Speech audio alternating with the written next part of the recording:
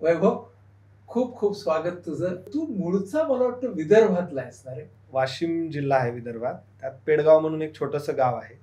तिथे आई-वडील किंवा कुटुंब तिथे सगळं राहतं. तर तिथेच माझा जन्म झाला. आणि बालपण कसं होतं? बालपण म्हणजे जसं जेवढं आठवतं, आई-वडील दोघंही बांधकाम मजूर. त्यामुळं नाशिकला काम करायचे सगळे. जनरली जे मायग्रेशन आपल्याकडं होतं. आणि मीही नाशिकलाच जवळपास 4 वर्ष नाशिकलाच होतो. पण वडिलांचा ॲक्सिडेंट झाला आणि मग आम्ही सगळेच गावी आलो. त्याच्यानंतर मग गावी जिल्हा परिषद शाळा, गावातलं सगळं वातावरण. पण वडिलांचं एकच म्हणणं होतं, की या सगळ्या परिस्थितीतून म्हणजे ज्या हलाखीच्या परिस्थितीत आपण आहोत, त्या परिस्थितीतून बाहेर निघायचं एकमेव साधन म्हणजे एज्युकेशन. शिक्षणाशिवाय पर्याय नाहीच. बाबासाहेब, गांधी, टिळक हे सगळे घरी पुस्तकाच्या रूपात होते आणि वडिलांनी ते नेहमी विचारातून आमच्या पेरत गेले. त्यामुळे शिक्षणाशिवाय पर्याय नाही हे पहिल्यापासूनचं ब्रीदवाक्य होतंच. आणि मग जिल्हा परिषद शाळा पण अगेन तेच गावातली शाळा, शिक्षणाची किती तिथे परिस्थिती काय? मग वडिलांनी हॉस्टेलला टाकलं. मी 7वी ते 12वी सखाराम महाराज संस्थानांचं हॉस्टेल, त्यांचीच शाळा, तर तिथे शिकलो. आणि बऱ्यापैकी म्हणजे वाचन खूप असल्यामुळं वडील या सगळ्या चळवळीच्या ह्याच्यात असल्यामुळं वाचनाचं हे होतं. तिथं लायब्ररीत मी खूप वेळ घालवला. म्हणजे शाळेपेक्षा जास्त वेळ माझा लायब्ररीत जायचा. त्याची खूप इंटरेस्टिंग स्टोरी आहे, की मी एक पुस्तक लायब्ररीतून आणलं होतं. लायब्ररी काय संस्थानाची लायब्ररी. कधी उघडायची, कधी बंद असायची. मग मी एक पुस्तक आणलं घरी आणि ते परत नाही देऊ शकलो. आवडलं पुस्तक. उषः काल होता होता काळ रात्र झाली. सुरेश भटांच्या गझलांचं पुस्तक होतं. खूप आवडलं असं वाटलंय आपल्याच जवळ ठेवावं. कारण मग कुठं भाषण द्यायचं किंवा कुठं बोलायचं तर मग त्यातल्या कविता चांगल्या आपल्या मारायच्या जरा. पण हॉस्टेलमध्ये काहीतरी कोणाची चोरी झाली. मग सगळ्यांच्या पेट्या तपासल्या. त्यात ते नेमकं पुस्तक निघालं. आता टेक्निकली तर असं झालं, की मी ते पुस्तक चोरलं. मग मला जेव्हा आमच्या प्राचार्य आणि संस्थानाचे जे म्हणजे विश्वस्त कल्याण महाराज जोशी त्यांच्याकडे नेलं. महाराजांना हे वाटलं, की यार लोकं पैसे चोरतात, लोकं काही दुसरं चोरतात. हे काय पुस्तक चोर म्हणजे काय याची वेगळीच गोष्ट वाटली. महाराज म्हणत, "का चोरलं?" म्हणलं, "काही नाही आवडलं म्हणून आणलं होतं." मग महाराज आमच्या रेक्टरांना म्हणत, की "यांना याला उद्या घेऊन ये" म्हणून. दुसऱ्या दिवशी जेव्हा गेलो तेव्हा महाराजांनी हातात लायब्ररीच्या चाव्या ठेवल्या, की म्हणत, वाह! "ही लायब्ररी आता तू सांभाळ." तेव्हा मी 8वीत होतो. तेव्हा काही समजायचं नाही, काही नाही. मग असं झालं, की लायब्ररीच आपलं घर झालं. मित्र नाश्ता-बिस्ता आणून द्यायचे. लायब्ररीतच राहायला लागलो. मी पुस्तकांमध्येच कधीच भेदभाव नाही केला, की कोण उजव्या विचारसरणीचं पुस्तक आहे, डाव्या राजकुमाराचं ते परीकथाचं पुस्तक आहे, की विज्ञानवादाचं पुस्तक आहे. मग जयंत नारळीकरांपासून बाबूराव बागुल, अण्णाभाऊ साठे, प्रदीप दळवींपासून म्हणजे सगळं वाचलं. आणि मग मी म्हणजे 16-16 तास लायब्ररीत पडीक असायचो. वर्गात जायचं काही हे नाही. पण शिक्षकांना माहीत होतं, की हा काही कुठं रिकामा फिरत नाही. लायब्ररीत असतो. त्यामुळे मग काही परीक्षेची चिंता नव्हती. हळू-हळू लक्षात आलं, की जो समाज पुस्तकात असतो, तो त्या कादंबऱ्यातून मी वाचतो. म्हणजे सदानंद देशमुखांचा 12 मास वाचल्यानंतर हे कळलं, की शेतकऱ्यांच्या आत्महत्यांची काय कारणं आहेत. मग अर्थशास्त्रात शेतकऱ्यांची आत्महत्येची कारणं वाचल्यापेक्षा ती कारणं जास्त पटायला लागली. सदानंद देशमुखांच्या 12 मासमधली. महिलांच्या काय समस्या आहेत, हे अण्णाभाऊ साठेंच्या पुस्तकातून जास्त समजायला लागलं. परीक्षेत काय तेच लिहायचंय ना. मग सगळ्यांना ते कळलं, की बाबा हा अभ्यास करतो. मग 10वी झाली. 10वी झाली. मग 11वी-12वी सगळे म्हणत सायन्स घे. कारण घरच्यांना वाटायचं डॉक्टर, इंजिनियर व्हावं आणि तेव्हा तेच वातावरण होतं. मग घरच्यांच्या म्हणण्याखातर सगळ्या प्रेशर खाली मी सायन्सला ॲडमिशन घेतलं. 1-2 महिने गेलो पण. आमचे जोशी सर होते प्राध्यापक दीपक जोशी. त्यांना माहीत होतं हे काय सायन्सचं प्रॉडक्ट नाहीये. पण आता काय वडिलांचं प्रेशर, सगळ्यांचंच प्रेशर आणि 2 महिन्यात मला लक्षात आलं, की आपलं काही सायन्सचं जमू शकत नाही. आणि मी सरांना रिक्वेस्ट केली, की "सर हे चेंज करून घ्या" म्हणून. सरांनाही माहीत होतं. सरांनी चेंज करून घेतलं. मग जेव्हा आणि वडील खूप खुश झाले सायन्स घेतलं म्हणून. नवीन पुस्तकं सायन्सची, नवीन वह्या, नवीन पेन सगळं घेऊन आले. मग जेव्हा मी दिवाळीच्या सुट्टीत घरी जायचो, ती सगळी इंग्लिशची पुस्तकं बायोलॉजी, केमिस्ट्री, फिजिक्स, मॅथ. मी जायचो तेव्हा मी इतिहास, अर्थशास्त्र हे सगळं घेऊन जायचो, मराठीतली पुस्तकं. घरचे म्हणायचे, "काय रे आम्ही तर तुला इंग्लिश पुस्तक दिले, तू मराठी कसं काय वाचायला?" मी त्यांना गंडवायला लागलो. मी त्यांना म्हणायला लागलो, "अहो पप्पा, हे यू-पी-एस-सीचा अभ्यास आहे. कलेक्टर व्हायचं आपल्याला." मग त्यांना ते अजून भारी वाटायला लागले. पोरगा डॉक्टर, इंजिनिअरच्या वर काहीतरी विचार करायला लागलाय. आणि मी जेव्हा मग 12वीत आणि सरांनी खूप मेहनत करून घेतली, जोशी सरांनी भयान मेहनत करून घेतली. म्हणजे मी अर्थशास्त्रात 100 पैकी 94, इतिहासात 100 पैकी 92 अशी मार्क तेव्हा पडले 12वी ला. 12वीला. हां. म्हणजे मी टॉपर होतो.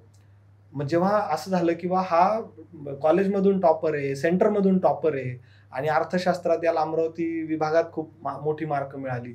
मग 1-2 लोकल पत्रकार जेव्हा घरी आले, तेव्हा घरच्यांना कळलं की आपलं पोरगं सायन्स नाही शिकलाय. ह्यो आर्ट्समधून पास आउट झालेला आहे. बरं. मग तेव्हा असं झालं की तेव्हा डी-एड खूप चलती होती डी-एडची, की डी-एड एकदा झालं, मास्तर लागलं, टेन्शन नाही, लाईफ सेट आहे. मग मी डी-एडला ॲडमिशन घ्यायचं ठरवलं. फॉर्म भरून आलो, घरी आलो. तेव्हा जोशी सर म्हटले की अरे तू डी-एड बी-एड नको करू, तू कुठेतरी चांगल्या ठिकाणी शिक, तुझ्यात ते पोटेन्शियल स्पार्क त्यांना जे जाणवलं असेल कदाचित. मी म्हटले काय शिकू? तेव्हा आमच्या इथल्या लोकांची जास्तीत जास्त धाव औरंगाबाद विद्यापीठ, बाबासाहेब आंबेडकर मराठवाडा विद्यापीठ औरंगाबाद तिथपर्यंत होती. BA ॲडमिशन घ्यायचं, स्कॉलरशिप मिळते, घरी जाऊन शेती करायची. स्कॉलरशिपसाठी फक्त शाळा शिकायची आणि मग 1-1.5 वर्ष शिकलं की सोडून द्यायची. सर म्हटले तू एकतर मुंबईला जा एल्फिन्स्टन कॉलेजला किंवा पुण्याला जा फर्ग्युसन कॉलेजला. तेव्हा माहितीही नव्हतं फर्ग्युसन कॉलेज आणि हे सगळं. सरांनीच फोन लावला किंवा नंबर दिला की तिथे जा. फोन लावला तर त्या बाई म्हणत की बा उद्या लास्ट डेट आहे फॉर्म भरायची. मग कॉलेजला जायचं, पैसे नाहीत. मग आईला सांगितलं, आई संध्याकाळी स्वयंपाक करत होती. आईला म्हटलं की आई कॉलेजला जायचं पुण्याला, 2,000 रुपये पाहिजे भाड्यासाठी. आई म्हणे आपल्याकडे नाही आहेत. वडील आले कामावरून, वडिलांना सांगितलं, घरात पैसे नव्हते. पाऊस चालू होता, अराउंड जूनचा महिना. वडील गावातल्या एका मित्राकडे गेले, त्यांना विचारलं की बा पोराला जायचं पुण्याला, पैसे पाहिजेत. आता गावात सगळ्यांची परिस्थिती जेमतेम सारखीच. ते म्हणत बा पैसे नाहीत. तिथे एक आमचे फकीर बापू बसले होते, आम्ही त्यांना फकीर बापू म्हणतो, फकीर आंबोरे. त्यांनी ते ऐकलं की याच्या पोराला शाळेत जायचं म्हणून ते काठी टेकवत त्यांच्या घरी गेले आणि अर्ध्या 1 तासाने ते आमच्या घरी 2,000 रुपये घेऊन आले की हे पैसे घे, पोराला पाठव. पहिल्यांदाच आलास तू? पहिल्यांदा पुण्यात आलो. कॉलेजला आलो, फॉर्म भरला. आता फॉर्म भरायचा कसा हे माहित नाही. नेट कॅफे, कम्प्युटरवर जाऊन फॉर्म भरायचा. तिथं गेलो, फॉर्म भरला, फॉर्म जमा केला. आता माझ्यासमोर ही परिस्थिती होती की फॉर्म तर जमा केला, याचा रिझल्ट आल्यावर आपल्याला कसा कळेल? ते काय आपल्याला फोन थोडी करणार इथं. मॅडमला विचारलं कधी रिझल्ट येणार? ते म्हणजे 3 दिवसांनी कळेल. 3 दिवस राहायचं कुठं? पुण्यात कोण ओळखीचं नाही, काय नाही. पण मग पुणेच्या 1 दिवस रेल्वे स्टेशनवर झोपलो, 2 दिवस शिवाजीनगरच्या बस स्टँडवर झोपलो. तिसऱ्या दिवशी जेव्हा कॉलेजला गेलो तेव्हा लिस्टमध्ये नाव होतं.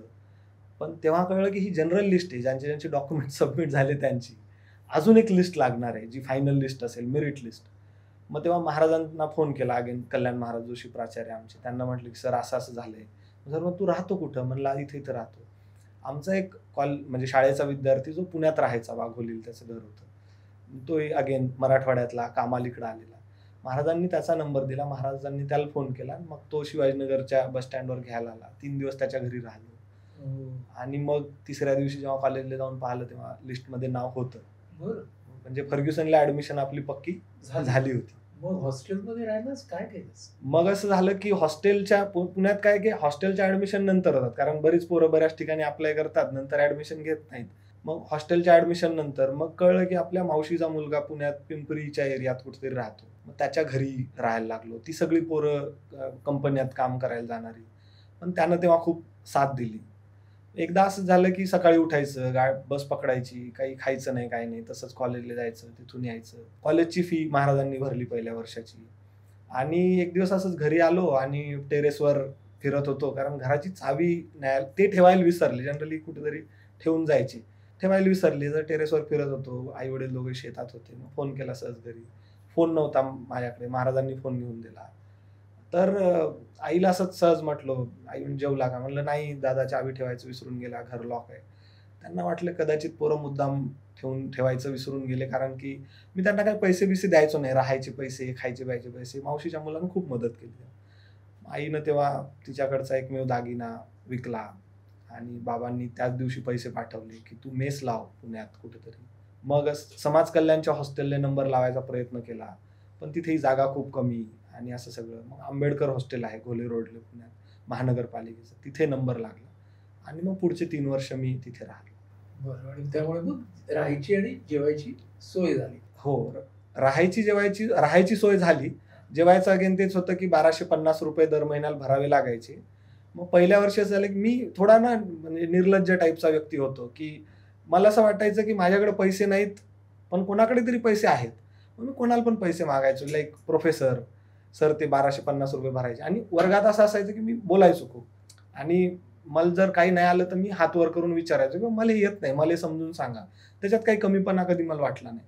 मग शिक्षक लोकांनाही वाटलं, म्हणजे कल्पना कनके मॅडम, पवार सर आमचे HOD, त्यांनाही वाटलं की यार हे बंदा कुछ अलग आहे. मग ते द्यायचे मला पैसे, त्यांची अजून माझ्यावर उधारी आहे खूप सारी.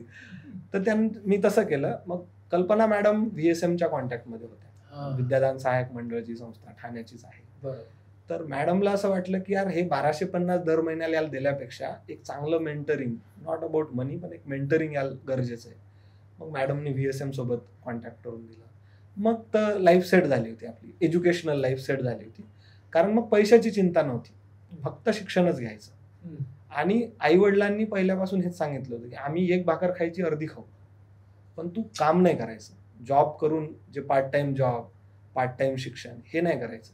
घरून फोन यायचे, मामा मावशी हे लोक शिव्या घालायचे की अरे घरात खायला तेल नाही, चहाल साखर नाही, तू काय तिथं पुण्यात शिकायला आहेस.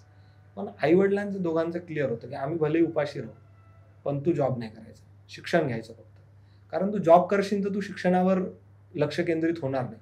आणि दुसरं, एकदा हातात पैसा यायला लागला तर मग तुझं लक्ष तिकडे डायव्हर्ट होईल. पण मग लकीली VSM मिळालं, मग सगळं सेट झालं. दर महिन्याला आपल्या खात्यात पैसे यायला लागले, जेवढे पाहिजे तेवढे. जी पुस्तकं पाहिजे ती वाचायला मिळायला लागली. दर महिन्याच्या मीटिंग व्हायच्या, त्याच्यात नवीन नवीन लोक मिळायला लागली. आणि मी जेव्हा मला मेल आला किंवा मॅडमचा मेसेज आला, तेव्हा मला हा सगळा जर्नी डोळ्यासमोरून आला की मी पुण्यावरून ठाण्याला यायचो वेदसाठी, आणि समर्थ विद्यालयाच्या कुठेतरी एका कोपऱ्यात आम्ही सगळे VSMची पोरं बसलेलो असायचो. आम्हाला ते जेवणाची पॅकेट्स वगैरे VSM द्यायचं. मला असं वाटतं की ते संस्कार जे आहेत किंवा ते जे तेव्हा मिळालं. आणि तो आमच्यासाठी इतका आनंदाचा भाग आहे, ज्याने वेद अटेंड केला तो आज आपल्या वेदचा फॅकल्टी म्हणून त्याच्याशी आपण बोलतोय.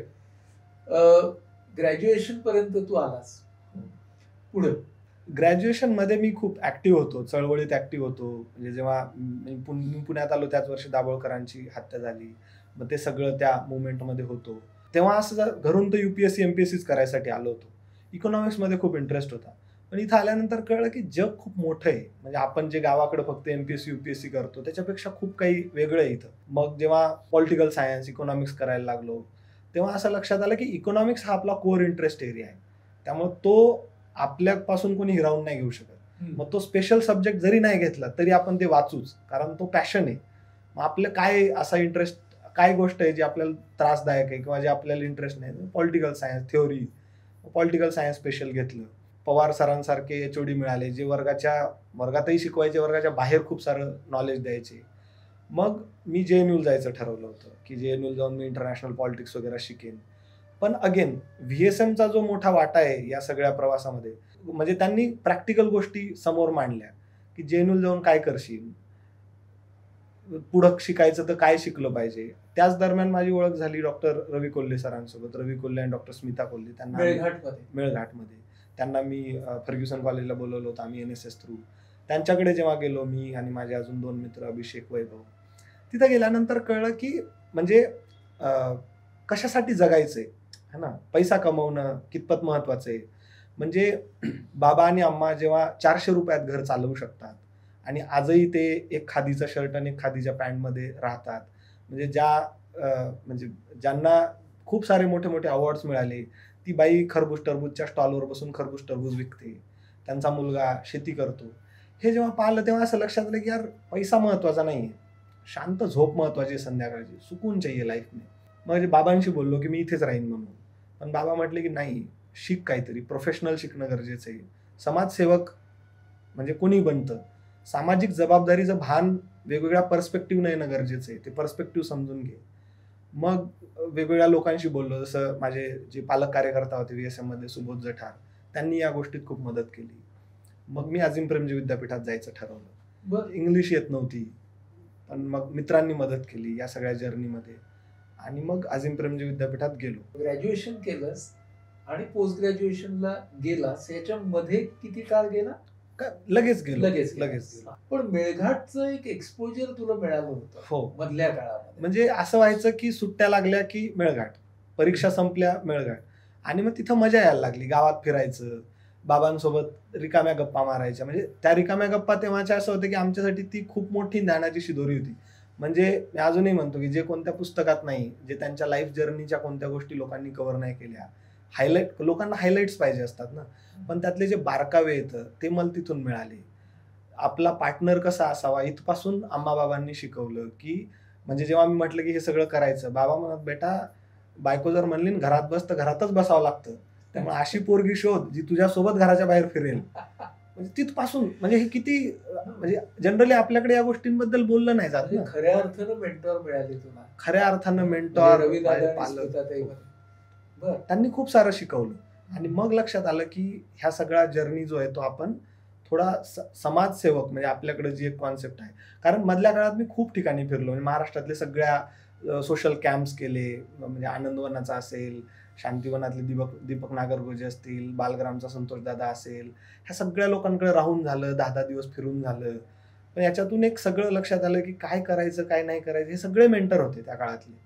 आणि मग जो एक स्थायी भाव मिळाला तो आम्हा बाबांकडे. आणि तुला एक गमतीची गोष्ट सांगतो की तुझी मी मुलाखत घ्यावी याची पहिली मेल मला रविदादांनी पाठवली. हे आता सांगायला हरकत नाही की असा आणि फोन आला त्यांचा की असा हा मुलगा आहे आणि याची मुलाखत व्हायला पाहिजे. म्हणजे आज इतक्या वर्षानंतरही त्यांचं तुझ्यावर इतकं प्रेम आहे. नाही, अजूनही आम्ही म्हणजे ते आमच्यासाठी आम्हा बाबाच आहेत. त्यामुळं आता त्यांचं बरंचसं काम मी पाहतो. असं वाटलं की जे आपल्याला मिळालं ते सगळ्यांना मिळालं पाहिजे. मग त्यांचं सोशल मीडिया पेज काढणं असेल, कॅम्पला अजून इनोव्हेटिव्ह करणं असेल, असे सगळे उद्योग आम्ही मित्रांनी केले. आपण अझीम प्रेमजीच्या टप्प्याला येऊ. येस. बंगलोर. येस. पुन्हा एक स्थलांतर. येस. पुन्हा एक नवीन भाषा, नवीन अन्न, नवीन माणसं. काय झालं या 2 वर्षात? आणि तुझे कशामध्ये एम ए केलंस? मी एम ए केलं डेव्हलपमेंटमध्ये. आणि डेव्हलपमेंटमध्ये माझा core interest again rural development हाच होता. कारण मेळघाटात एक ठरलं होतं की गावातच राहायचं. शहर आपल्यासाठी नाही बनलं म्हणून. शहरात ज्या अपॉर्च्युनिटीज आहेत त्या कशा इकडं आणता येतील ह्याच्यावरच फोकस होता. आणि बँगलोरमध्ये जाऊन अगेन मी हे सगळं मांडतोय तर मला असं वाटतं की हे सगळ्या लोकांचं कॉन्ट्रीब्युशन याच्यात. म्हणजे हरिणी नागेंद्र सारख्या प्रोफेसर ज्यांनी बोटाल धरून शिकवणं जे असतं ते केलं. म्हणजे आज खूप मोठं नाव आहे, जगातल्या मोठ्या टॉप इकॉलॉजिस्टमध्ये त्यांचं नाव आहे. पण त्यांनी मला खूप बेसिक गोष्टीपासून शिकवलं. तिथं मित्र चांगले मिळाले. इंग्लिश येत नसून पण त्यांनी मला छोट्या छोट्या गोष्टी शिकवल्या. आणि बँगलोरनं शिकवलं की म्हणजे जसं पुण्यानं शिकवलं की बाबा भारतात अजून काय काय मोठं केलं जाऊ शकतं, बँगलोरनं शिकवलं की जगात काय अजून मोठं केलं जाऊ शकतं. आणि हरिणी नागेंद्र सारख्या म्हणजे प्रोफेसर सारख्याच्या सोबत राहून, आनंद गंगोला सारखे व्यक्ती ज्यांनी 20 वर्ष मध्य प्रदेशातल्या एका छोट्या गावात राहिले, त्या व्यक्तींसोबत राहता आलं. आणि मी त्यांचा फायदा म्हणजे मी सगळ्या लोकांचा खूप फायदा घेत गेलो. मी अपॉर्च्युनिटी व्यक्ती आहे, सगळ्यांचा फायदा घेतो मी. माझ्या जे कामाचं आहे ते घेत राहतो त्यांच्याकडून. ह्या लोकांनी खूप शिकवलं. मग आनंद सरांसोबत जेव्हा मी बसायचो तेव्हा ते म्हणायचे, यार लोक कसा फॅन्सी रिसर्च करतात की ते अर्बनायझेशनवर रिसर्च करतात. म्हणजे त्याच्यावर रिसर्च करणं चुकीचं नाही, पण त्याच्यावर रिसर्च करणारे खूप लोक येतात. पण गावात राशन मिळत नाही, ह्याच्यावर रिसर्च कोणतरी केला पाहिजे. मग मी मेळघाटात तो रिसर्च केला. मग गावात लोक म्हणतात स्वच्छ भारत मिशन किंवा टॉयलेट्स बनले पाहिजे, पण जिथं पाणीच नाही तिथं तुम्ही टॉयलेट्स कसे आणणार, ह्याच्यावर रिसर्च केला गेला पाहिजे. मग माझ्यात तो एक बॅलन्स कुठेतरी मी साधायला लागलो की एक अकॅडमिक्स किंवा एक थ्योरी रिसर्च आणि एक ग्रासरूटचा व्यक्ती. आम्हाबाबांनी तो ग्रासरूटचं बीज बोवलं होतं आतमध्ये आणि ह्या लोकांनी ते अकॅडमिक्सची लेन्स त्याला जोडली. वा, ते एक चांगलं ग्रासरूटचा कॅमेरा, अकॅडमिक्सची लेन्स, क्या बात आहे. ते एक परफेक्ट जमलं तिथं. त्यामुळं मग असं झालं की गावाखेड्यातच जायचं, पण सोशल वर्कर किंवा काहीतरी असं बनून नाही जायचं. एक सामाजिक जबाबदारी घेऊन. आणि देर आर इमेन्स पोटेन्शियल त्या लोकांमध्ये, तिथल्या जमिनीमध्ये, तिथल्या वातावरणामध्ये. त्याला टॅप करायचं असेल तर त्याच्यासाठी मॉडर्न शिक्षण फार गरजेचं आहे. मग तिथं कुठेतरी जे वाचलेले म्हणजे 8वी 9वीत वाचलेले बाबासाहेब कामी येतात, तेव्हा ज्या विज्ञान कथा वाचल्या जयंत नारळीकरांच्या त्या कामी येतात की सायन्स शिवाय पर्याय नाही, टेक्नॉलॉजी शिवाय पर्याय नाही. मातील टेक्नॉलॉजीची जोड दिल्या गेली पाहिजे. आपली माती खूप चांगली आहे, पण त्यातला पीएच चेक केल्यानंतर कळेल की त्यात हळद येईल की धान होईल, हे फार गरजेचं आहे.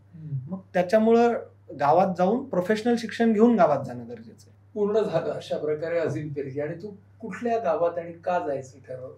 मग असं झालं की मला पीएचडी करायची होती. खूप होतं की आपल्याला डॉक्टर बनायचं, पण त्यावेळेस मग बाबा एकदम बेड रिडन झाले होते. मग असं झालं की मग अगेन VSM सोबत बोललो. त्यांनी म्हटलं की पीएचडी तू कधीही करू शकता, पॅशन आहे ते कधी पूर्ण होईल. आता सध्या थोडा ठहरावची गरज आहे. मग प्लेसमेंटले बसलो. लकीली प्रदान म्हणून एक NGO आहे, professional assistance for development action. खूप जुनी NGO आहे, 1983ची, आणि भारतातली एक प्रीमियर लाईव्हलीहूड सेक्टरमधली, डेव्हलपमेंट सेक्टरमधली NGO आहे. ते प्लेसमेंटसाठी आले, त्यात बसलो, प्लेसमेंट झालं आणि मला मध्य प्रदेश लोकेशन मिळालं, मंडला जिल्हा, मोगाव ब्लॉकमध्ये टीम होती. तिथे गेलो. तिथे त्यांनी विचारलं की तू कोणत्या गावात जायला आवडेल, म्हणजे काय तुझं जे असतं कम्फर्ट झोन वगैरे. म्हणलं आपला काहीच कम्फर्ट झोन नाही, आपल्याला तुम्ही कुठेही पाठवा. मग त्यांनी हा विचार केला की तिथला एक असा एरिया होता जिथं प्रधान मागच्या काही वर्षापासून काम करायचा प्रयत्न करत होतं, पण समहाऊ ते पॉसिबल होत नव्हतं कारण गावातली लोक, त्यांचं एक्सपोजर नाही. मग त्यांनी मला अशा गावात पाठवलं ज्या गावाचं नाव होतं धमनपानी. ज्या गावाला त्या एरियामध्ये लोक काला पाणी म्हणायचे, की ज्या गावात लोक आपली मुलगी द्यायला 10 वेळा विचार करायचे. खूप दूर, रस्ता नाही, जंगलाच्या आतमध्ये गाव, पाणी नाही, म्हणजे अराउंड 7 महिने गावात पाणी नसायचं, वीज नाही, नेटवर्क नाही. अशा गावात प्रधाननं पाठवलं. गावात पोचलो, ज्या घरी प्रधाननं राहायची व्यवस्था केली होती, दिवसभर गावात फिरलो वगैरे. तेव्हा भारतात पूर्ण मॉब लिंचिंगचं एक चालू होतं जुलै 2018मध्ये. आपल्या याच्यामध्ये जळगाव, धुळ्यामध्ये 5 सोलापूरच्या लोकांची हत्या झाली होती की किडनी काढणारी लोक टोळी आली म्हणून. गावातल्या काही लोकांना वाटलं मी पण किडनी काढणारच आहे. सो दुसऱ्या दिवशी गावातले 1-2 लोक आले, त्यांनी म्हटलं की किडनी काढणार आहेस का वगैरे वगैरे. मी म्हटलं नाही, असं काही नाही, मी समजवत होतो, पण त्यांनी नाही ऐकलं, मग त्यांनी मारलं. मग असं झालं की ज्यांच्या घरी राहायची व्यवस्था केली होती, आणि मी प्रधानला कळवू शकत नव्हतो कारण गावात नेटवर्कच नाही, की मी कसं सांगणार ना की माझ्यासोबत असं काहीतरी झालं म्हणून. आणि नेटवर्क 1-1.5 किलोमीटरवर, पाऊस धो चालू, 12-13 जुलैची गोष्ट आहे. आणि मग असं झालं की ज्यांच्या घरी राहिलो त्या दिदी रात्री म्हटल्या की भैया आप हमारे घर से चले जाओ, कारण त्यांना असं वाटलं की हजार आपल्या घरी राहतोय कळलं तर गावातली लोक अजून रात्री मारायला येतील, आपल्याला काहीतरी होईल. मग रात्रीच पावसातच बॅग घेऊन बाहेर पडलो. आणि मग गावात दिवसभर जेव्हा फिरत होतो तेव्हा एक आपल्याच, जसं माझ्याच वयाचा एक मुलगा होता ज्याच्यासोबत मी बोललो दिवसभर, ज्याच्या शेतात होतो. त्याला म्हटलं की भैया रातभर बस रुकणे दो. मग रात्री त्यानं घरी ठेवून घेतलं मला. रात्री जेव्हा त्यांच्या घरी झोपलो तेव्हा मी हाच विचार केला की उद्याचा दिवस जो उगवणार आहे तो कसा उगवणार आहे, वापस जायचं की काय करायचं. तेव्हा माझ्यासमोर आम्माबाबांचा जर्नी होता, जे मेळघाटात ज्यांना 40 वर्ष झाले, 1985मध्ये ते गेले, तिथे राहिले, 2-3 वेळा घर जाळलं, कित्येक वेळा, म्हणजे आम्हा 2 वेळा जेलमध्ये जाऊन आली, बाबांना लोकांनी मारलं, but still they are there, ते तिथेच आहेत. मी म्हटलं की यार बाबांना 4 वेळा मारलं, 3-4 वेळा त्यांचं घर जाळलं, आपल्याला ते एकदाच मारलंय, आणि करू म्हणलं प्रयत्न, 1 आठवडा अजून स्वतःला देऊ. मग त्या 1 आठवड्यात अजून एकदा तसाच प्रसंग झाला. पण मग असं वाटलं की जर मी इथून दुसरीकडे जाईल तर तिथेही असंच झालं तर काय होईल. मग म्हटलं की नाही, आता हेच मला चेंज करायचं, दिस इज माय टास्क. मग ऑर्गनायझेशन एक आहे, ती आपल्याला संस्था आहे, तिचं आपण काम करतो, पण एक पॅशन आतून होतं की आपल्याला आम्माबाबांनी जी शिकवण दिली, कारण बाबा नेहमी म्हणतात की फेस इट, चॅलेंजपासून पळून नाही जाऊ शकत तुम्ही, कारण आज हा चॅलेंज आहे, उद्या दुसरा चॅलेंज असणार आहे. गावात एक चॅलेंज आहे, शहरात चॅलेंज नाही तसं नाही ना, फेस इट. मग लोकांसोबत राहायला सुरू केलं. मग मी मोगाव कमी जायला लागलो, म्हणजे ऑफिस लोकेशनले आमचं 1 महिना तर गावातच राहायचं असतं, त्यानंतर आठवड्यातून एकदा जाऊ शकता पुढचे 3 महिने. पण म्हटलं नाही जायचं. एक तर हाही चॅलेंज होता की जायचं नाही, मग हे होतं ना की जायचं कसं, कारण गावात एकदाच गाडी यायची, तिथं तुफान म्हणतात, म्हणजे जनरली आपली काळी पिवळी टाईप, मंगळवारी रस्ता नाही, 6 किलोमीटर पैदल जावं लागणार. म्हटलं आता इथेच राहायचं, जे होईल ते होईल पाहून घेऊ. मग गावातल्या लोकांसारखं राहायला, म्हणजे मग अगेन हे सगळे मेंटरिंगमध्ये बाबा होते. बाबा प्रत्येक वेळी सांगत गेले की बाहेरून जाणारा व्यक्ती जर बनशील तर नाही पॉसिबल, त्यांच्यातला एक बन. मग ते जे खातात ते खायचं, ते जिथं आंघोळीला जातात तिथं आंघोळीला जायचं, ते जसं राहतात तसं राहायचं. मग ज्यांच्या घरी मी राहायचो त्या राजेंद्रच्या, त्यांच्या घरी एक छोटं बाळ होतं 6-7 महिन्याचं. मग असं व्हायचं की त्या बाळासाठी ती आई शेतात नाही शेतात, म्हणजे त्यांना रिस्ट्रिक्शन यायची किंवा बाळ घरी असायचं, पावसात शेतात नाही. मी जेव्हा 11वी-12वीत होतो तेव्हा आमच्या जोशी सरांना मुलगी झाली होती, आणि जनरली ती मुलगी माझ्याकडे राहायची, मी ती सांभाळायचो आर्याले. तेव्हाचा जो अनुभव होता तो तिथे कामी आला. मग मी त्या बाळाला सांभाळायला लागलो. त्यांना असं वाटायला लागलं यार आपल्या घरी एक फ्री काइंड ऑफ लेबर आपल्याला मिळालाय, बाळ सांभाळतोय, आपण मुक्तपणे शेतात जाऊ शकतो. मग त्यांनी घरी ठेवून घेतलं. मग राहायला लागलो. मग गावातल्या लोकांसोबत बोलायला लागलो की काय चॅलेंजेस येतं, काय करू शकतो. मग लोकांचं प्रत्येक वेळी हेच असायचं ना की सरकार रोड नाही बनाती, सरकार पाणी नाही लाती, सरकार ये नाही करती, सरकार वो नाही करती. माझ्या असं लक्षात आलं की लोकांच्या आतमध्ये सरकार काढून स्वयंप्रेरणा जागृत करणं फार गरजेचं आहे. मग आम्ही जेव्हा 15 ऑगस्ट 2018मध्ये आम्ही बसलो आणि लोकांशी जेव्हा आम्ही बोललो, टॉप गोष्टी काही आम्ही मॅप आउट केल्या की गावात रोड नाही, पाणी नाही, वीज नाही. तिन्हीपैकी काय महत्वाचं आहे? पाणी नाही आहे गावात, पाणी कसं आणायचं? मग रिटर्न गेलो, टीमसोबत बोललो की पाणी कसं आणायचं. मग त्यांनी थेरॉटिकल काही गोष्टी शिकवल्या की इंटिग्रेटेड नॅचरल रिसोर्स मॅनेजमेंटचा एक अप्रोच असतो, त्याच्यामध्ये जल, जंगल, जमीन ह्याच्यावर काम करणं गरजेचं आहे, मग पाणी येऊ शकतं. मग गावातल्या लोकांना आम्ही पहिली श्रमदानानं सुरुवात, की हे सरकार काही करेल हे सोडून द्या, सरकारला जे करायचं ते करेल, मी काय करू शकतो आधी ठरवा. आम्ही गावात 10-15 दिवस कॅम्पेन काइंड ऑफ केलं, घरोघरी जाऊन की आपल्याला श्रमदान करायचं, श्रमदान करायचं. सगळे हो हो हो म्हणत. आणि ज्या दिवशी श्रमदानाचा दिवस उगवला, 7:30 वाजता यायचं ठरवलं. गावात काय होतं की 1.5 किलोमीटरचा पॅच होता, पूर्ण ढलान, म्हणजे पूर्ण ह्याचा पॅच होता. तो फक्त प्रॉब्लेमॅटिक होता, त्याच्यामुळे गावात ॲम्ब्युलन्स नाही यायची, त्याच्यामुळे गावात गाडी नाही येऊ शकायची. त्या पॅचमध्ये काहीच नाही होऊ शकायचं, पैदलच यावं लागायचं. पैदल पण नॉर्मल माणूस ओझं घेऊन चालू शकत नव्हता, ज्याच्यातून ती लोक 30-30 किलोची, 40-40 किलोची धानाची बोचकी डोक्यावर घेऊन मार्केटला जायची. तर तो रोड बनवायचा ठरवला आम्ही, की दगड मुरुम टाकून तो रोड क्लीन करायचा, जेणेकरून गावात गाडी तरी येईल.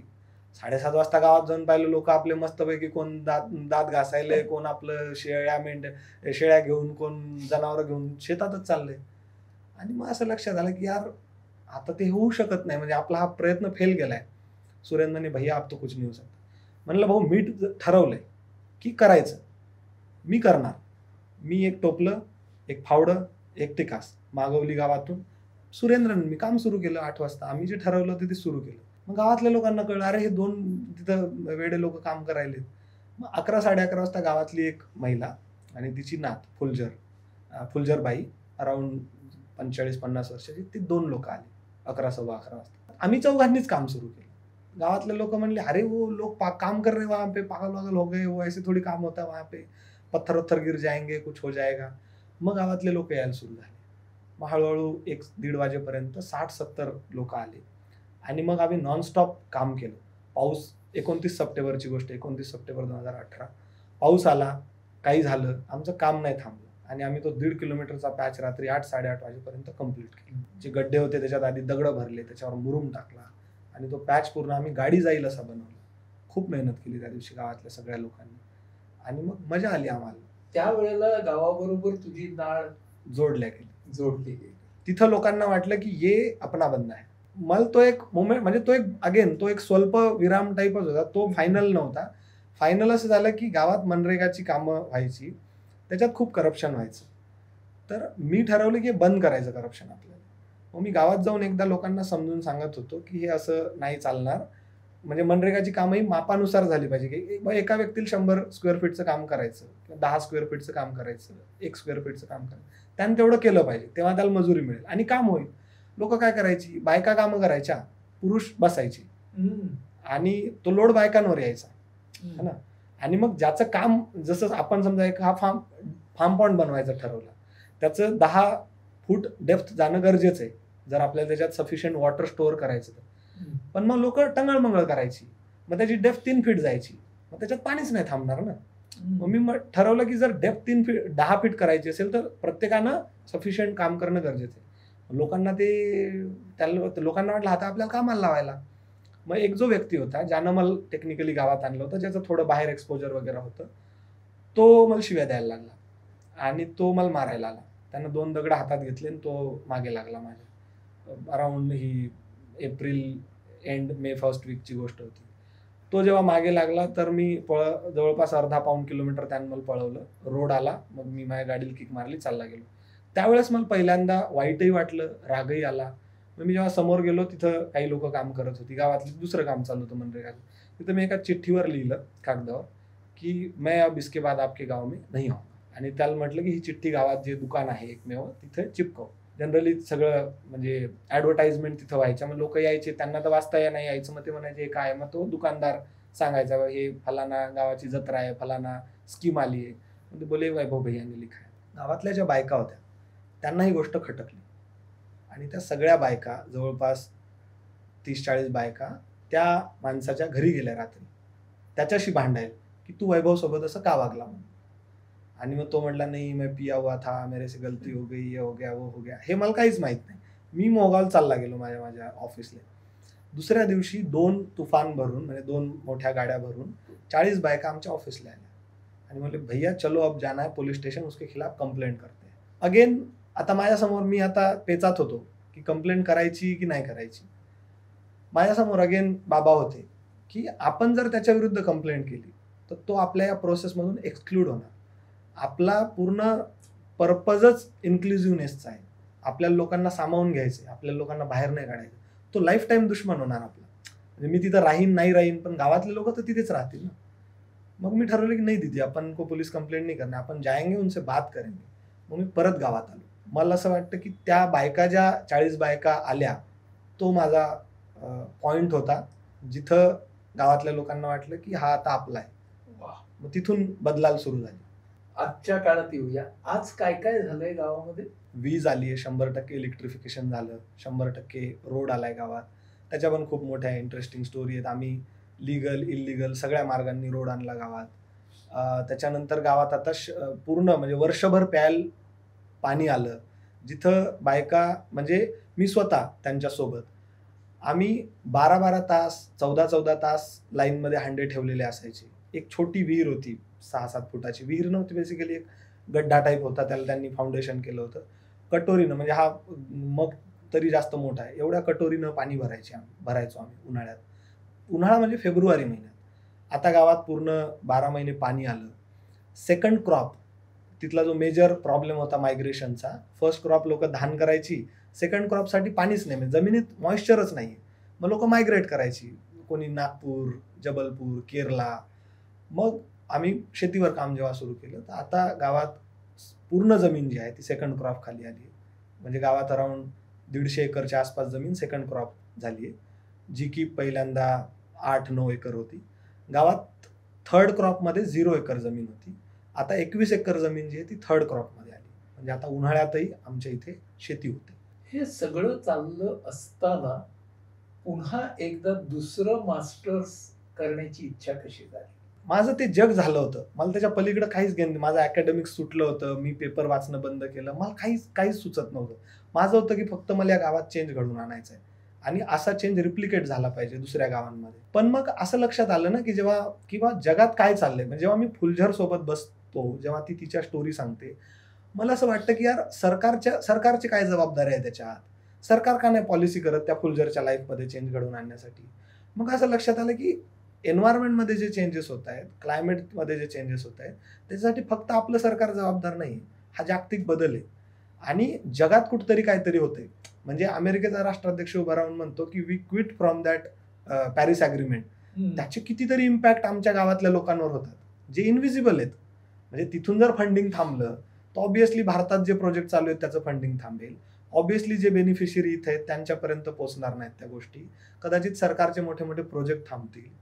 मग असं लक्षात आलं की हे समजून घेतलं पाहिजे की जगात जे चाललंय त्याचा इम्पॅक्ट माझ्या लोकांवर काय होतो, माझ्या शेतीवर कसा होतो, माझ्या फुलझरच्या लाईफवर, त्या बिप्ता दिदीच्या लाईफवर कसा होतोय, एज्युकेशनवर कसा होतोय. आणि मग ठरवलं की आपण आणि मला विदेशात जायचं असं अजिबातच म्हणजे काही एम नव्हतं, स्वप्न नव्हतं. माझं असं होतं की मला शिकायचं आहे फक्त. मग मी भारतात असे कोर्सेस एक्सप्लोअर केले जिथं मी क्लायमेट फायनान्स शिकू शकेन, जिथं मी ग्रीन फायनान्स शिकू शकेन. पण असे कोर्सेस भारतात तेव्हाही अवेलेबल नव्हते, आजही फार मोठ्या प्रमाणात अवेलेबल नाहीत, अजूनही नाहीत अवेलेबल. मित्र होते जे ऑलरेडी गेले होते, जसं राजू केंद्रे, त्याच्याशी बोललो. तो म्हणे की हा जाऊ शकतो म्हणे, काय प्रॉब्लेम नाही. आपलं एक होतं की मेहनत करणं आपल्या हातात आहे. पैसे भरणं तर पॉसिबलच नव्हते. Scholarship is the only option. आणि मी जवळपास 18 विद्यापीठाला अप्लाय केलं होतं वेगळ्या ठिकाणी, कारण आपल्यावर स्वतःवर तो तेवढा हे नव्हता ना की ग्लोबल मार्केटमध्ये आपण टिकू की नाही टिकू. एक तर इंग्लिश आपली अजूनही कमजोर होती, अजूनही आहे. पण मग मित्रांनी खूप मदत केली. 18 विद्यापीठाला जवळपास अप्लाय केले की कुठंतरी एका ठिकाणी होईल. आणि लकीली 18च्या 18 विद्यापीठातून ऑफर आली. 2 स्कॉलरशिप ज्या फुल्ली फंडेड असतात, शेवनिंग आणि कॉमनवेल्थ, दोन्हीला अप्लाय केलं. लकीली दोन्हीमध्ये पण सिलेक्शन झालं. आणि मग युकेचा प्रवास सुरू झाला. आणि युके मध्ये तू कधी गेलास? सप्टेंबर 2023 मध्ये. काय वाटलं रे इंग्लंडमध्ये जेव्हा पहिलं पाऊल ठेवलंस तेव्हा? म्हणजे खूप मिक्स भावना होत्या. म्हणजे इमोशनल होत्या. अगेन खूप साऱ्या द्वंद्व होतं मनात, खूप सारं की भीती होती मनात, खूप सारी भीती होती की मी इथेच तर नाही राहणार, मला वापस जायचंय, मला इथे नाही राहायचंय. माझा जीव जो आहे तो नर्मदेत अडकलेला आहे. म्हणजे आमच्या इथूनच नर्मदा जाते. म्हणजे इमोशनल हे होतं की माझ्या आईवडिलांनी कधीच, मी स्वतःही कधीच हे स्वप्न नव्हतं पाहिलं की मी विमानानं प्रवास करेन. माझ्यासाठी खूप मोठी गोष्ट होती की मी ब्रिटिश एअरवेजच्या विमानानं प्रवास केला. खूप मोठी जबाबदारी होती की कारण मी जेव्हा धमनपानीत गेलो ना सांगायला लोकांना की मी जाणार आहे म्हणून, तेव्हा लोकांचं म्हणणं, त्यांना असं वाटलं की प्रत्येक जसं NGO वाले लोक येतात, काम करतात, मग ते चालले जातात. मग जेव्हा मी त्या फुलझरच्या सोबत बसून तिला म्हटलं होतं की दीदी मैं वापिस आऊंगा, आप भरोसा रखिए मेरे पे. आणि त्यांच्या डोळ्यात ज्या त्या आशा होत्या ना, वर्षभर माझ्यासोबत त्या आशा होत्या की मला वापस जायचं त्या लोकांसाठी. तिथलं झगमगाट, तिथलं खूप साऱ्या गोष्टी, ह्याचं अट्रॅक्शन कधीच नाही वाटलं. UKच्या पार्लमेंटमध्ये गेलो, तिथं खूप साऱ्या मोठ्या मोठ्या लोकांसोबत फिरलो, खूप गोष्टी केल्या UKमध्ये, खूप फिरलो. पण ते सगळं फिरणं माझ्यासाठी होतं की मला माझ्या लोकांसाठी हे सगळं घेऊन जायचं. माझा प्रत्येक माणूस इथे नाही येऊ शकत, मला तिथे वापस न्यायचं, हे सगळं नॉलेज तिथे न्यायचं. त्यामुळे प्रत्येक वेळी फक्त एक जबाबदारीची भावना होती. खूप एन्जॉय केला. स्नेहल आणि मी, माझे पार्टनर, आम्ही दोघेही गेलो होतो. खूप एन्जॉय केला, खूप मजा केली, खूप मित्र बनवले. पण प्रत्येक वेळी हेच होतं की I have to go back. आणि मास्टर्स तू तिकडे पूर्ण केलास आणि तू कॉमनवेल्थ स्कॉलर होतास. स्नेहल कधी भेटली? स्नेहल तर तशी 2015 मध्येच भेटली, पुण्यात फर्ग्युसन कॉलेजला. स्नेहल 2 वर्ष ज्युनियर होती. मी NSS मध्ये आमची भेट झाली आणि आम्ही 2015 मध्येच ठरवलं की आपण सोबत राहूयात. 2 महिन्याच्या भेटीतच आमचं फायनल झालं की आपण सोबतच राहायचं म्हणून. आणि अगेन जेव्हा आम्हाबाबांसोबत भेटलो, त्यांनी म्हटलं की चांगली पोरगी, तेव्हा मग फायनल झालं. कारण तिलाही स्कॉलरशिप मिळाली. नाही, स्नेहल माझ्यासोबत आली होती. स्नेहल चेवनिंगच्या वेटिंग म्हणजे रिझर्व्ह लिस्टवर होती. तिनेही खूप मेहनत केली या सगळ्या प्रवासासाठी. तिचा एज्युकेशन हा इंटरेस्ट एरिया आहे आणि आमचा तोही प्रवास खूप इंटरेस्टिंग होता. Intercaste marriage. जसं आज आता स्नेहल तिच्या मावशीकडे गेली, मला तिकडे जायला लाऊड नाही आहे. त्यामुळं जेव्हा मी इकडे येणार, मी म्हटलं एक दिवस तू तिकडे जाऊन ये, म्हणजे जेणेकरून तिचंही काम होईल, माझंही काम होईल. इंटरकास्ट मॅरेज, तो सगळा प्रवास अवघड होतं खूप सारं, पण आम्ही दोघांनी ठरवलं होतं की हे सक्सेसफुल आता तुझ्यासोबत, माझ्यासोबतच MP मध्ये काम करतो. आता तुझं मास्टर्स झालं आणि 24 झाले. येस. आणि तू दिलेल्या शब्दाप्रमाणे परत तिथं आलास. येस. कसं स्वागत झालं? धमनपानीमध्ये स्वागत असं होतं की लोकांना विश्वासच नव्हता की मी परत येईन म्हणून. त्यामुळं आमची लोक, त्यांच्या डोळ्यात म्हणजे अश्रूही होते, त्यांच्या चेहऱ्यावर आनंदही होता आम्ही जेव्हा जाऊन बसलो तेव्हा. आणि अजूनही जसं मी विकेंडले, आता मी डिस्ट्रिक्ट प्लेसले अगेन, ते होतं की या सगळ्या प्रवासात जसं अगेन बॅक टू स्टोरी जर म्हटलं की घरची परिस्थिती अशी होती की बा घरी नाही आहे ती परिस्थिती की मी समाजसेवा करेन किंवा मी पैसे नाही कमवणार. घरी मी घरात सगळ्यात मोठा आहे, वडील सगळ्यात मोठे आहेत, त्यामुळे घरात सगळी भावंड आहेत ज्यांची शिक्षण करायची, त्यामुळे जॉब करणं गरजेचं होतं. मग असं होतं की जेव्हा प्रधान वापस यायचे फायनल होतं, मोगावमध्ये राहायचे फायनल होतं, प्रधाननेही ऑफर केलं होतं की चांगल्या ठिकाणी राहा. मी म्हटलं की नाही, जर मला जॉब तिथे देत असाल मोगावमध्ये तर मी परत येईन, नाही तर मग मी, जॉब तर सगळीकडेच आहे, जॉब दिल्लीत आहे, जॉब मुंबईत आहे, जॉब कुठे येईल, जॉब नाही करायचं आहे ना, काम करायचं आहे. मग तिथे यायचं ठरवलं. आता मी म्हणजे डिस्ट्रिक्ट पंचायत, आता मी जिल्हा स्तरावर राहतो, पण दर विकेंडले, माझा विकेंड हा धमनपानीच्या लोकांसोबतच आम्ही दोघंही जातो, तिथेच राहतो लोकांसोबत. आम्ही काही तिथे जाऊन करत नाही, जस्ट लोकांसोबत राहतो. आणि आता असं झालं की मी 2019-20 मध्ये जो प्लॅन बनवला होता, 5 वर्षाचा प्लॅन, तो आता 2024 मध्ये ऑलमोस्ट क्लोज झाला. आणि आमच्या ज्या एक्सपेक्टेशन होत्या, आम्ही जे बेंचमार्क सेट केले होते त्याच्यापेक्षा खूप सारं आम्ही पुढे पोहोचलो. आता माझा प्लॅन आहे की ऑक्टोबरमध्ये आता आम्ही परत दोघं जाऊ, अगेन कामातून सुट्टी घेऊन 10-15 दिवस, आणि आम्ही आता पुढच्या 5 वर्षाचा ऍक्शन प्लॅन गावाचा बनवू की आता काय केलं जाऊ शकतं. आणि त्या प्लॅन सोबत आता एक दुसरं विजन किंवा दुसरं एम आहे की जे तिथं झालं ते आता कसं दुसऱ्या गावांमध्ये डिसिमिनेट होईल, रिप्लिकेट होईल. आणि आता सध्याचं तुझं काम काय आहे जे जिल्हा स्तरावरती जे आहे? सध्या आता मोस्टली मी जसं जे जिल्हा पंचायत असते, आपल्याकडे समजा जिल्हा परिषद जे असते, सो जिल्हा परिषदेत रुरल डेव्हलपमेंटचे जेवढेही डिपार्टमेंट आहेत किंवा रुरल डेव्हलपमेंटचे जेवढेही कामं आहेत, त्या कामात एंगेज असणारी जी सरकारी लोक आहेत त्यांना ट्रेनिंग देणं, जसं की रोजगार गॅरंटी आहे, मनरेगा आहे. सो मनरेगाचा प्लॅन कसा बनला पाहिजे, रिच टू व्हॅली प्लॅन कसा बनला पाहिजे, जसं ग्रामपंचायत डेव्हलपमेंट प्लॅन आहे. जनरली काय होतं, म्हणजे एक इंटरेस्टिंग फॅक्ट आहे, ग्रामपंचायत डेव्हलपमेंट प्लॅनमध्ये म्हणजे जे ग्रामपंचायतची जी लोक असतात ते फक्त इन्फ्रास्ट्रक्चरल कामं घेतात, लाईव्हलीहूड बेस, लोकांच्या उपयोगितेची कामं, शेती संदर्भातली कामं, ती घेत नाहीत. त्यांना माहीतच नाही की ती घेतल्या पण जाऊ शकतात. मग त्याच्यावर काम करणं, त्यांना ट्रेनिंग देणं की ही गाईडलाईन्स आहे, तुम्ही घेऊ शकता, तुमच्यावर कोणती कारवाई नाही होणार, ती त्यांना घेऊन दाखवणं, त्यांना सक्सेस स्टोरीज दाखवणं, त्यांच्या सोबत बसणं. गाव म्हणजे आता माझं काम असं आहे की प्रत्येक टप्प्यावर जिथं अडचण येईल, from bottom to district level, त्या प्रत्येक टप्प्यावरच्या लोकांना सपोर्ट करणं. मग बरं. ते जिल्हा पंचायतचे सीईओ असतील, IAS अधिकारी, हा, ते APO जनपद म्हणजे जसं BDO असतील, हा. किंवा गावातला रोजगार सहाय्यक असेल, किंवा मनरेगामध्ये काम करणारा एक मेट असेल साधा. प्रत्येक टप्प्यावर ज्याला जिथं सपोर्ट पाहिजे तिथं सपोर्ट करणं. आणि तो जो एक ऍक्शन प्लॅन असतो तो प्रत्येक ग्रामपंचायतीचा, जो मी धमनपानीमध्ये बनवू शकलो, तो पुढच्या 5 वर्षात कसा 20 ग्रामपंचायतींमध्ये, 50 ग्रामपंचायतींमध्ये बनल्या जाईल, असं एक सध्याचं काम चालू आहे. ग्रामीण भागातून किंवा आदिवासी भागातून जे विद्यार्थी शिकतात या तऱ्हेच्या वाटा शोधण्यापेक्षा स्पर्धा परीक्षांच्या मध्ये खूप का गुंततात रे? तो काय सापळा आहे का? सापळ्यापेक्षाही एखादा मोठा शब्द असेल तर तो आहे. म्हणजे माहित नाही त्यांना काय तिथं प्रेस्टिज वाटतं, त्यांना काय त्या पदाची काय लालसा आहे. म्हणजे माझं असं म्हणणं नाही की तिथे जाऊ नये म्हणून, कोणाला तरी तेच काम करावं, म्हणजे someone have to be there. Bureaucracy चालवायची आपल्याला तर, पण आपण आपल्या आयुष्यातला किती मोठा काळ तिथं देतोय. म्हणजे माझ्यासोबतचे माझे पुण्यातले जे क्लासमेट येतं ते आता महसूल सहाय्यक या पदावर, क्लास 4चं पद आहे त्याच्यावर आत्ता झालेत, ज्या की म्हणजे मी फक्त माझंच नाही, माझ्यासारखी खूप सारे, जसं राजू सोबत याच्या आधी तुम्ही बोललात, तर अशी लोक आहेत ज्यांनी एक वेगळी वाट निवडली. मी असं म्हणतो की अशा खूप साऱ्या वाटा आहेत डेव्हलपमेंट सेक्टरमध्ये काम करणारे. एवढी कामं आहेत ना, एवढी जॉब आहेत ना, लोकांना जॉब करू असे वाटत नाही डेव्हलपमेंट सेक्टरमध्ये. अशी परिस्थिती झाली. मग एका ठिकाणी आपण म्हणतो की आपल्याकडे खूप सारी बेरोजगारी आहे, एका ठिकाणी आपण म्हणतो की खूप सारे जॉब्स येतं. मग आपण काय, आपलं काय असतं की आपले स्वतःचेच खूप सारे आपण खाचे बनवलेले असतात. मला इथेच जॉब पाहिजे, मला असाच जॉब पाहिजे, मी एवढाच जॉब करेन, खाईन तर तुपाशी नाही तर उपाशी.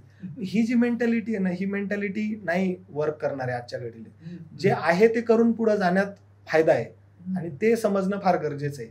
आणि तिथे जाऊन पण आपण काय करतो, तिथे जाऊन पण किती स्ट्रेस असतो तिथं जाऊन. अच्छा, दुसरं काय, मला एक गोष्ट कळली की जे जनरली, म्हणजे आता कदाचित वाईट वाटेल लोकांना, पण जे जनरली इंटरव्ह्यूमध्ये पोरं म्हणतात आम्ही समाज बदलासाठी या सर्व्हिसमध्ये जातो, आम्हाला जग बदलायचं किंवा देश बदलायचा आहे, काही नाही बदलू शकत आहे तुम्ही. एक सिस्टीम आहे, एक रूल बुक आहे, त्या रूल बुकमध्ये राहूनच तुम्हाला काम करावं लागतं. त्याच्या पलीकडे तुम्ही काही नाही करू शकत. तुम्ही कलेक्टर असले, तुम्ही IAS अधिकारी जरी असले तरी तो हेच म्हणतो की गाईडलाईन दाखवा म्हणून. स्टेट गव्हर्नमेंट जोपर्यंत गाईडलाईन नाही देत तोपर्यंत तो काय करणार आहे, तो काहीच नाही करू शकत. रूल बुक मध्ये इमानदारीनं काम करणं त्याच्या हातात आहे, तेवढं तो करू शकतो, पण तो काही फार इनोव्हेटिव्ह काही करू शकत नाही. आणि जेव्हा तुम्ही डिसिजन मेकिंग लेवलवर जाता, लाईक तुम्ही प्रिन्सिपल सेक्रेटरी या पदावर जाता, तोपर्यंत तुम्ही खतम झालेले असता. म्हणजे तोपर्यंत पोहोचायला तुम्हाला 20-22 वर्ष लागतात. तोपर्यंत तुम्ही त्या सिस्टीमचा एक हिस्सा झालेले असता. ती उमेद, ते सगळं चाललं जातं. आणि मला कळत नाही की PSI झाला, क्लास 4चा ग्रामसेवक झाला, त्याच्यावर किलो 100 किलो गुलाल धुळायले, काय फॅसिनेशन आहे, कोणत्या गोष्टीचं फॅसिनेशन आहे. त्याच्यापेक्षा मला असं वाटतं की रिसर्चमध्ये PhDचे पोरं म्हणजे आता आंदोलन करतायत की त्यांना स्टायपंड भेटत नाहीये, आणि इकडं क्लास 4च्या पोस्टला तुम्ही 100 किलो गुलाल धुळायले. म्हणजे आपण कुठं चाललोय हे थोडं समजून घेण्याची गरज आहे. गावाकडून लोक, आई वडील त्यांच्या शेत्या विकून पोरायला पैसा लावायले, आणि पोरं इथं काय करायले MPSC UPSCच्या नावाखाली. 4 वर्ष झाली, 5 वर्ष झाली, 6 वर्ष झाली. MPSC देण्याबद्दल, UPSC देण्याबद्दल हे नाही, पण अरे तुम्ही स्वतःला ओळखा ना, की एक टप्प्यानंतर ते सोडा, स्वतःचा एक वेगळा मार्ग निवडा. आणि तसा मार्ग आहे, उपलब्ध आहे, खूप सारे मार्ग उपलब्ध आहेत. मला सांग की समाजाची मानसिकता चांगल्या बदलांसाठी कशी घडवायची, तुझा अनुभव काय? मला असं वाटतं की लोकांमध्ये राहणं फार गरजेचं आहे. म्हणजे जसं की जसं माझ्या आई वडिलांचंही होतं, किंवा अरे काय गावात राहतो, साहेब बनला पाहिजे, आपली एक खुर्ची असली पाहिजे. मी खुर्चीवर, गावात गेल्यावर मी खुर्चीवर कधीच नाही बसत, है ना. कारण काय, जेव्हा तुम्ही लोकांच्या जवळ म्हणजे त्यांच्या सोबत बसाल, म्हणजे आमचं एक बेसिक असतं की जर खुर्चीवर बसतील तर सगळे बसतील, नाही तर सगळे खाली बसतील. आमच्या गावात कलेक्टर जरी आला तरी तो खालीच बसेल, कारण आमच्या गावात 100 खुर्च्या नाही आहेत उपलब्ध ना. कलेक्टर जरी आला तरी तो खालीच बसेल. तर मला असं वाटतं की समाजाची जी मानसिकता बदलायची, त्याच्यासाठी म्हणजे जसं ग्रॅव्हिटेशनचा लॉ आहे, माझं प्रत्येक वेळी म्हणणं असतं ग्रॅव्हिटेशनचा म्हणजे लॉ आहे किंवा वरची गोष्ट लवकर खाली येते, खालच्या गोष्टी वर जायला प्रेशर लागतं, बल लागतं. माझं असं म्हणणं आहे की जे समाजातले वर लोक आहेत, जसं की जे शिक्षित आहेत, जे समजदार आहेत, त्यांच्याकडे पॉवर आहे, ते जर खाली आले, त्यांना खाली येणं सोपं आहे. खालच्या लोकांना वर जाणं अवघड आहे. मी शिकलोय है ना, मी खुर्चीवर बसू शकतो, मी 4 व्हीलरनं फिरू शकतो, पण मी जेव्हा 2 व्हीलर घेऊन गावात जातो, जेव्हा मी त्या बाईसोबत तिच्या मातीवर तिच्यासोबत बसतो, तेव्हा जो तिचा पर्स्पेक्टिव्ह चेंज होतो, तेव्हा जे गावातल्या लोकांना आपुलकी वाटते, तो चेंज फार महत्वाचा आहे. मला वाटतं तू आमच्या सगळ्यांच्यासाठीच हा संदेश दिलास. कठीण परिस्थितीतून वर येणाऱ्या विद्यार्थ्यांना तू काय सांगशील? मला असं वाटतं की कठीण परिस्थितीतल्या पोरांकडे ना खूप पोटेन्शियल असतं, फक्त त्यांना प्रिव्हिलेज शब्द खूप महत्वाचा आता तुम्ही बोललात की त्यांना त्यांचे प्रिव्हिलेजेस ओळखता येत नाहीत असं मला वाटतं. जसं की फॉर एक्झाम्पल आता बरेच पोरं म्हणतात, दादा आम्हाला इंग्रजी येत नाही, मग आम्ही एपीयूत कसं जाऊन शिकू.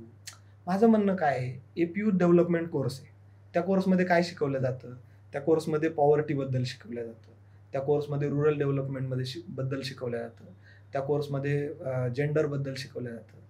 कोणाची रुरल डेव्हलपमेंट करायची? माझ्या गावात रस्ता नाही आहे ना, म्हणजे मी त्याचाच एक भाग आहे ना, पॉवर्टीमध्ये मी जगलोय. अरे माझीच गोष्ट आहे जी ही लोक इंग्लिशमधून मांडतायत. मग माझं प्रिव्हिलेज काय आहे की जे नॉलेज पुण्या मुंबईतल्या व्यक्तीला नाही माहीत है ना, की गावात रोड नसताना पांदन रस्ते काय असतात, फॉर एक्झाम्पल शेतीमध्ये कीड लागल्यावर काय करायचं असतं है ना, घरात महिला हिंसाचार कसा होतो, हे कदाचित शहरातल्या फ्लॅट संस्कृतीतल्या व्यक्तीला नाही माहीत, ते गावातल्या व्यक्तीला माहिती आहे. मग ते त्याचं प्रिव्हिलेज आहे. मला असं वाटतं की आपण जी प्रिव्हिलेजची व्याख्या केली ती कुठेतरी आपल्याला बदलायची गरज आहे.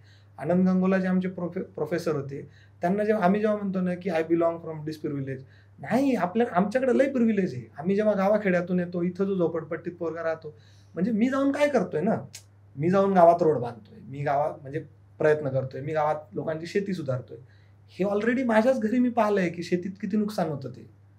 मग एपीयूत जाऊन मी काय शिकलो नवीन? काहीच नाही शिकलो. एपीयूत जेव्हा आमच्या प्रोफेसरनी आम्हाला जेंडर शिकवायचा प्रयत्न केला आणि त्यांचं म्हणणं होतं की महिलांनी म्हणजे पोरांनी पोरींचे कपडे घालायचे, पोरींनी पोरांचे कपडे घालायचे, पोरींनी पोरांचे कपडे घालणं कॉमन झालंय, मग पोरांनी पोरींचे कपडे घालायचे, पोरांना लाज वाटायला लागली. माझं असं होतं की यार माझी बहीण म्हणजे माझ्या आत्याची मुलगी माझ्याच वयाची, जिचं जवळपास एक 17व्या वर्षी लग्न झालं, काल जी पोरगी नॉर्मल पंजाबी ड्रेसमध्ये वावरायची ती अचानक साडीत गेली, तिच्यासाठी किती डिस्कम्फर्ट असेल. मग मी ठरवलं की मी साडी घालणार एक दिवस. तो एक दिवसाचा जो डिस्कम्फर्ट मी फील केलाय की माझं ब्लाऊजवर जाते, माझं वर्गात लक्षच नाहीये, माझं सगळं लक्ष इकडे एक नाही, कोण साडी इकडे जाते का, पोरं काय कमेंट करतायत, प्रोफेसर काय कमेंट करतायत. मला असं वाटलं की म्हणजे तो जो चेंज होता तो ती जेंडरची जगातली कोणती मोठी कॉन्सेप्ट असेल, त्या कॉन्सेप्ट वर्गात बसून किंवा एखादी मोठी थ्योरी शिकण्यापेक्षा तो एक दिवस मला खूप शिकवून गेलेला होता. मग माझं प्रिव्हिलेज काय होतं की मी ते करू शकलो, हे माझं प्रिव्हिलेज आहे. तिथं मला कोणी ओळखत नव्हतं, मी काही फेमस व्यक्ती नव्हतो एपीयू मध्ये, त्यामुळे कोणी मला टोमणे मारले काय, कोणी मला टॉन्ट मारले काय, काही घेणं देणं नाही. आपलं प्रिव्हिलेज आपण ओळखलं पाहिजे ना. मला असं वाटतं की आज कठीण परिस्थितीतून जे पोरं पुढे येतात ना, माझं प्रिव्हिलेज काय होतं, जेव्हा पुण्यात माझ्याकडे पैसे नव्हते मेस मध्ये खाण्यासाठी, माझं प्रिव्हिलेज हे होतं की मी उपाशी राहू शकतो, काय प्रॉब्लेम नाही मला. माझ्या प्रिव्हिलेजवर मी माझी बिल्डिंग बांधली ना, मी त्याचा भाऊ नाही केला. मला असं वाटतं की गावाखेड्यातून किंवा कठीण परिस्थितीतून आलेल्या लोकांनी, पोरांनी हे प्रिव्हिलेज ओळखण्याची गरज आहे की शहरातच प्रिव्हिलेज नाही, आपल्या प्रिव्हिलेजवर आपण आपली बिल्डिंग बांधली पाहिजे. आणि सुखवस्तू घरातून जे विद्यार्थी येतात त्यांना तू काय म्हणशील? एका चष्म्यातून नका पाहू.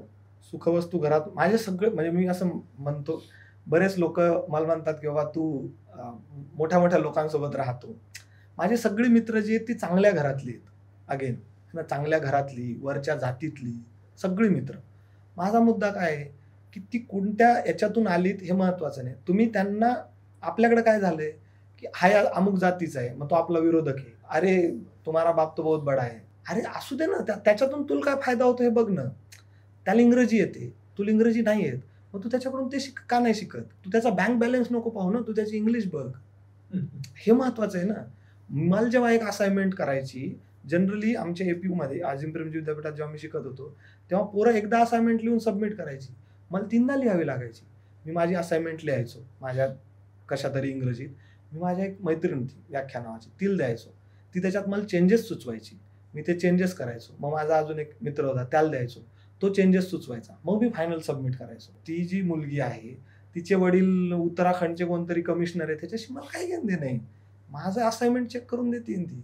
तर दोन्ही बाजू आहेत. तर माझं सुखवस्तू घरातल्या मुलांना हे म्हणणं आहे की अगेन देणाऱ्याने देत जावे, घेणाऱ्याने घेत जावे. एक देता देता एक दिवस देणाऱ्याचे हात घ्यावे. तर तुमचा जो दृष्टिकोन आहे तो थोडासा ब्रॉड करा. तुमच्या फ्लॅट, तुमची 4 व्हीलर, तुमचं मॉल, तुमचा ह्याच्या पलीकडं तुमचं ब्लिंकिट आणि अमेझॉन, ह्याच्या पलीकडे एक जग आहे. त्याच्यात जाऊन पहा. त्याच्यात तुम्ही राहा असं माझं अजिबात म्हणणं नाही, है ना. प्रत्येकानं गावात जाणं गरजेचंच नाहीये. शहरात पण खूप समस्या येतात. पण तुम्ही ते अनुभवा आणि त्याचा रिस्पेक्ट करा. तेवढं जरी केलं तरी फार फार झालं. मी प्रत्येकाच्या कम्फर्टचा रिस्पेक्ट करतो. जर समजा मोहगावमध्ये जसं आमच्या इथं कोण नवीन लोक येतात, ते म्हणतात अरे यार गावात आपल्याला नाही जमत, आपण वापस जातो. ते जॉब सोडून जातात. I totally respect. ते जॉब सोडतात म्हणून त्यांच्यासोबत ते काही वाईट आहे तसं नाही, पण ते शहरात चांगलं काम करतात, काहीच प्रॉब्लेम नाही. वैभव जेव्हा पहिल्यांदा शाळेत असताना हॉस्टेलमध्ये राहायला गेला आणि त्यानंतर 2 मास्टर्स मिळवून आता काम करणारा वैभव, तुझ्यामध्ये काय काय बदल झाले आहेत आणि काय बदल झालेले नाही? एकतर माणसं ओळखायला शिकलोय. त्याच्यानंतर म्हणजे अकॅडमिक आणि स्किल तर एक गोष्ट आहे, ती ओव्हर द पिरियड आहे. पण जसं माणसं ओळखायला शिकलो आणि सगळ्यात महत्वाच्या एका प्रश्नाचं उत्तर मिळालं किंवा कशासाठी जगायचंय, है ना. शांत रात्री झोप लागली पाहिजे फक्त. म्हणजे माणूस का काम करतो ना, पैसा का कमवतोय, पोटभर अन्न मिळावं म्हणून, रात्री सुखानं झोप लागली पाहिजे म्हणून. तर बदल हेच झाले की जो एक झगमगाट आहे, जो एक म्हणजे पुश आणि पुल जो आहे शहराकडं, शहर पण खेचतंय, गावाकडून पण पुश आहे की शहरात जा शहरात जा, त्याला रोखायचं कसं. स्वतःचे जे स्पीड ब्रेकर्स आहेत ते बनवण्यात मी सफल झालो. माझे स्पीड ब्रेकर्स मी डिसाईड केले की याच्या पुढे नाही जायचं. माझा डेड एंड मी डिसाईड केला की याच्या पुढे नाही जायचं. हे करायला शिकलो. आता काय नाही शिकलो जे अजून शिकायचं, तर अजूनही मला असं वाटतं की कोलॅबरेटिव्ह अप्रोच जो आहे तो अजून शिकायची गरज आहे. मला असं वाटतं की बा माझ्या लोकांना नुकसान कोणी करेल का, म्हणजे मला धमन पाणीत कोणी जेव्हा जातं तेव्हा मला असं वाटतं की जी चांगली बसलेली घडी आहे ती कोणी विस्कटवेल का, अशी भीती वारंवार मनात राहते. तर ती भीती काढून आता एक कोलॅबरेटिव्ह अप्रोचनं पुढं जाणं हे अजून शिकायचंय. आणि लकीली माझी पार्टनर जी आहे स्नेहल, ती बऱ्याच गोष्टी शिकवत राहते, ह्या अशा सगळ्या गोष्टी. अजूनही थोडंसं मी स्टँड जो असतो क्लिअर स्टँड घेणं की नाही, म्हणजे माझ्या बाबतीतला आणि फॅमिलीच्या बाबतीतला, लोकांच्या म्हणजे तो घेतो पण फॅमिलीच्या बाबतीतला माझ्या बाबतीतला स्टँड अजून घेत नाही. जसं की आमच्या लग्नाच्या वेळेस झालं किंवा आम्ही ठरवलं होतं 2015 मध्ये की आम्ही कोर्ट मॅरेज करणार, कोणत्याही प्रथा परंपरा करणार नाही. पण जेव्हा फॅमिली आणि रिलेटिव्ह जेव्हा आई वडिलांना ब्लॅकमेल करायला लागले, तुम्ही जर प्रथा नाही केल्या तर आम्ही तुमच्या घरी येणार नाही, आम्हाला विसरून जा वगैरे वगैरे, मग मला असं वाटलं की यार आपल्यामुळे आई वडिलांना का त्रास द्यावा. मग मी म्हटलं की करा तुमच्या मनानं काय करायचं. Snehal was very strict. Snehal म्हणे की जे होईल ते होईल, बदलासाठी त्रास हा होतोच, तो करावाच लागेल आपल्याला सहन. आणि आम्ही स्नेहल जे म्हणेल तेव्हा फायनल केलं. तर तो स्टँड घेणं अजून थोडं कमी आहे, तर तो घेणं शिकायचंय, स्टँड घ्यायला. आज तुझ्या निमित्ताने मला असं वाटलं तू स्टँड ऑलरेडी घेतलायस. ह्या अनेक गोष्टींच्या मधले स्टँड घेतले जातीलच, पण सगळ्यात महत्वाचा स्टँड आहे आकर्षक जीवनाकडून अर्थपूर्ण जीवनाकडे. मला वाटतं आम्ही सगळे कोणत्याही पार्श्वभूमीतून आलेलो असलो तरी आमच्या सगळ्यांसमोरचा प्रश्न तोच आहे. आकर्षण खुणावत आहेत, रोज नवीन नवीन साध घालतायत, शिट्टी वाजवून आम्हाला आकर्षित करतायत. आणि अर्थपूर्णता स्वतःहून बोलवत नाही, तिच्याकडे जावं लागतं. जीवनातला अर्थ शोधायचा तर तो बाहेर शोधून चालत नाही, स्वतःच्या आत डोकावून पाहायला लागतं. आणि अर्थपूर्णतेच्या शोधात निघालेला एक शोधक, एक साधक आज आपल्याला वैभवच्या रूपाने भेटला. वैभव नेमकं कशात आहे आणि वैभव कशाला म्हणायचं? जे चमकतं ते वैभव असतं का जे खोल झिरपतं ते वैभव असतं? हे आज आपल्याला वैभव कडून शिकायला मिळालं आणि आपल्याला ठाऊक नसणारा आपला एक देश आहे, ज्या देशाकडे आपण पाहिलेलंच नाही. आपला हा देश किती विविध रंगी विविध अंगी आहे, त्याचप्रमाणे या देशावर प्रत्येक ठिकाणी अडचणींचा वर्षावही कसा होतोय आणि मुख्य म्हणजे त्या त्या मातीतली मंडळी आपापल्या प्रश्नांची उत्तरं शोधतायत. ही एक दिशा आपल्याला वैभवच्या या कहाणीने दिली. ही कहाणी आपल्याला असं सांगते की शिक्षणासाठी जागतिक स्तरावरती जा, पण जगण्यासाठी पुन्हा एकदा आपल्या मुळांना शोधत परत या, जिथून तुमच्या प्रवासाला सुरुवात झाली. आणि मला असं वाटतं की ह्यातच उद्याचा भारत, उद्याचा विकास आणि उद्याचा अधिक सुदृढ समाज हे सगळेजण वसलेले आहेत. वैभवच्या पुढच्या प्रवासासाठी आपण त्याला तर शुभेच्छा देऊच, पण वैभव सारखी वाट जे सगळे शोधतायत, जे सगळे हा संघर्ष करतायत, त्या सगळ्यांचा प्रतिनिधी म्हणून आपण वैभवला खूप खूप शुभेच्छा देऊ.